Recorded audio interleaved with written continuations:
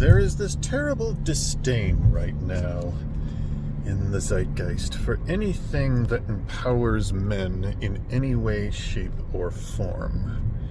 The feminist ideology is that the default function of power rests within the hands of men, and therefore the glorification of that power, no matter how it is glorified, is somehow demeaning the feminine power. Now, this is, of course, inherently incorrect. Feminine power and masculine power are different things and also can be shared.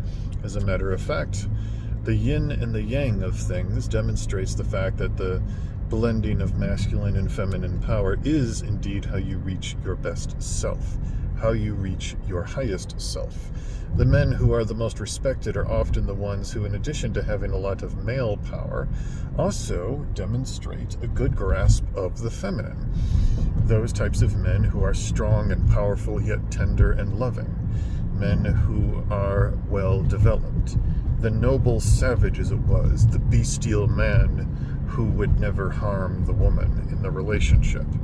That tenderness is a feminine virtue. It is the male who is in touch with this feminine side, whom honestly is more respected by all of us. A man who is prickly and insecure is a man who is not in touch with his feminine side. He is terrified of his feminine side. He views the feminine as weak. And that is where he not only becomes unattractive, but honestly just nobody wants to be around the guy. He's always spoiling for a fight. He's always looking to defend his honor. He's always looking at every single situation as a potential situation in which somebody is insulting and offending him. And you see this you see this in a lot of people who have too much of one type of energy and not enough of the other. The feminist who takes absolutely every word you say as a potential attack upon her sovereignty, that is a woman who doesn't have any feminine values. It's all masculine. The masculine insecurity of I will defend my territory is way unbalanced off to one side unless you have the feminine potential to balance yourself out. If you are a man and you are always got your hackles up and you're always ready to defend your territory and punch every potential contender in the face no matter what, it's like you're kind of a jerk and nobody really wants to be around you. And, you know, the woman may be attracted to you for a short period of time, but she's eventually going to get tired of your crap because you're a little boy. You're not actually a man. A man is somebody who is able to assimilate both the masculine and the feminine within themselves. Somebody who is able to be fully human, strong yet vulnerable, a balanced individual who can see the positives, to take their lumps and keep going forward, to understand, and this is a part of, there's a trait I'm looking for the word of, narcissism. There is a narcissistic tendency to believe that everything that is said is all about you somehow. And so, when somebody makes a statement about certain types of people, you decide that it's also all about you and you have to fight back and lash out. When really what is happening is something so far removed from you that, you know, if you were able to take a step back and see what's going on, you'd realize that either it wasn't about you, the person making the statement was making the statement a little too broadly, maybe the person who made the statement was foolish and you shouldn't take it personally, or maybe you don't have the ability to actually see your own faults. That is a thing that I have discovered throughout my life. As I grow older and I become wiser, I go from assuming that I am wiser to hoping that I am wiser. Because I've messed up enough things in my lifetime to be able to understand my own fallibility. And a bit of self-deprecating humor is good for the soul. It stops us from getting our nose too high up in the air. It prevents us from making really bad decisions, as you realize that your decisions aren't necessarily always correct. And it allows you to reevaluate yourself, to ask the question, was this a good course of action? If it wasn't a good course of action, what did I do to bring this upon myself? Was it really everybody else's fault, or was it more likely the ideology that, maybe it was partially my fault, but really, I was at that bar. I was out in a public place after midnight doing something that could be considered dangerous, and so it is partially my fault that I got jumped because I was the one that decided to go there. Now, I did not volunteer for that, and honestly, none of us should have something bad like that happen to us, but it should not happen is a different argument from, is there something you could have done to prevent what happened to you?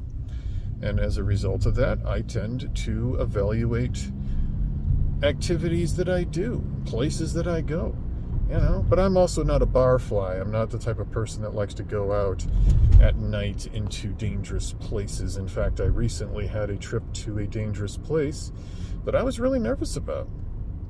And when people asked me how it went, I go, well, I survived it. And that is the truth of it. I survived it. I survived my trip into the city on the trains that are full of crime and people shooting each other in the head.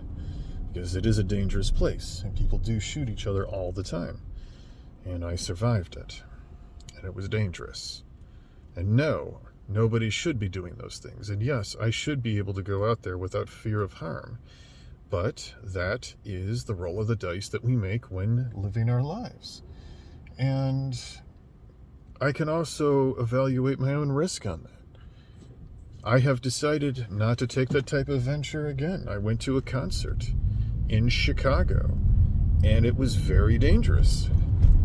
And so I'm probably not going to do that again. Not until Chicago figures out a little bit about its crime problem, which I do not believe is going to get fixed within the next decade or two. It's just the way it is. And so I reevaluate. I accept my limitation. I accept the idea that it is a dangerous thing to go there and that I probably shouldn't do it. I definitely shouldn't pick fights with people, and I definitely should not put my family in danger. And so I can accept that as a limitation. I can accept that due to my race, due to my age, due to the way I look, due to the way I hold myself, that there are certain types of crimes that may focus upon me. And I also have advantages because I'm a bigger guy, and so there are certain types of crimes that won't be focused against me. But we can focus on how unfair it all is, or we can accept that which we cannot change.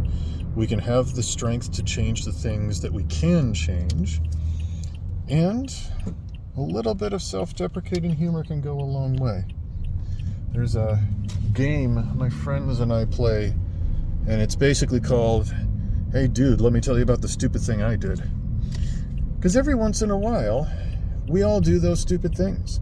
And the healthiest thing you can do, in addition to learning from it, is to call some good friends and share the absolutely ridiculous, dumb thing that you cannot believe that you did. Dude, let me tell you this stupid thing that I did. It was really embarrassing. And afterwards, I stood there and went, what an idiot. How could I possibly do something that dumb? And then your friend goes, well, you want to hear what I did? And then your friend shares a moment where they completely their brain took a hike. They knew they shouldn't have done this. They did it anyway. And then they stood there on the other side of it going, wow, that was really dumb. And then you and your friends can share the dumb. There's some camaraderie in there. There's some vulnerability in there. And there's also a very important lesson in there. And that lesson is every single last one of us is a complete moron sometimes. And the goal is to surround yourself by people who don't revel in the fact that you're sometimes a little dumb, or they like to rub your nose in it because they are just these loathsome people that hate success. And, the only way they're going to want you around is if you're totally, just like, okay, that type of person is the very insecure person.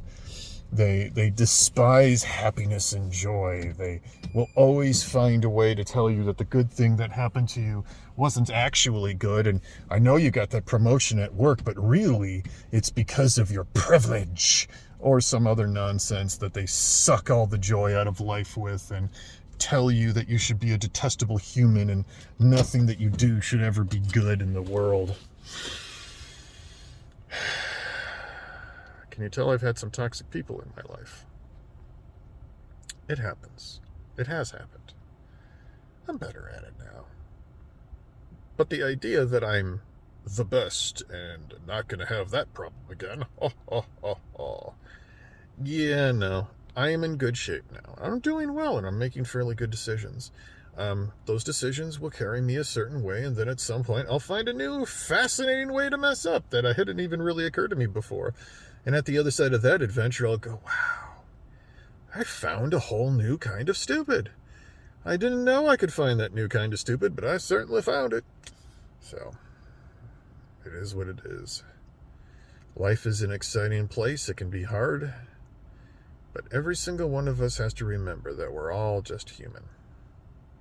Whatever your religion, whatever your philosophy, we're all just human. And the acceptance of that allows us to forgive each other our trespasses as we would forgive those who trespass against us. Because that's what it's all about, folks. Forgiveness. Real forgiveness. The understanding that that person over there is a human being just like me. Talk to y'all later.